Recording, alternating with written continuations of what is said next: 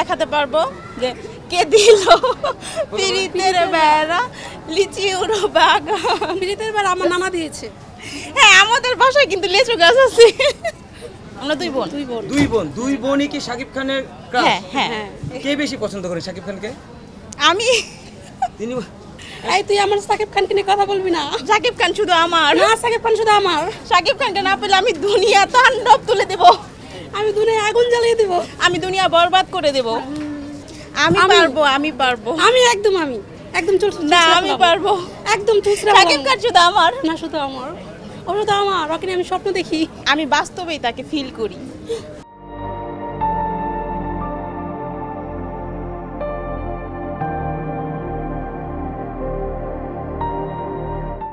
বাস্তবে দেখার সুযোগ হয়নি কখনো। আমি যখনই সাকিব খানের মুভি আসে তখনই আমি হলে আসি, বাট কখনো ওইভাবে দেখার সুযোগ হয়নি। আমি তাকে দেখা হলে আমি নিজে কি করব আমি বুঝতে পারি না, মানে এতটা এক্সাইটমেন্ট কাজ করবে তখন ওই মুহূর্তে আমি কি ওইখানে দাঁড়ায় থাকবো নাকি আমি শুয়ে পড়বো অজ্ঞান হয়ে, আমি সেটাই বুঝতে পারি না। আমি ফার্স্টে যাব আমি একদম। আসলে ভালোবাসার ভাগটা কখনো দেওয়া যায় না, এটা হচ্ছে সবার ক্ষেত্রেই। এটা তুমি বুঝতে যে পারছো? আমরা দুইজনেই ভালোবাসি, ঠিক আছে, আমরা দুই বোন অনেক ভালোবাসি, বাট শাকিব খানকে আবার একটু বেশি ভালোবাসি, যেটার ভাগ আমি কাউকে দিব না, দিতে পারি না। এটা অনেক আগে থেকে আমি জানি না, ছোট থেকে ওর মুভি দেখতে এত ভালো লাগা কাজ করে গেছে। আর এখন রিসেন্টলি যে মুভিগুলো ও করতেছে মানে আরো বেশি ভালোবাসা বেড়ে যাচ্ছে। সাবিলা নূর আপুকে আমি অনেক বেশি ভালোবাসি, এবং কি তার সাথে আমার দেখাও হয়েছে না, তার সাথে আমি পিক তুলছির আগে ওনাকে দেখার পর আমার মনে হয়েছে না আসলে উনি মনের দিক থেকে অনেক বেশি ভালো।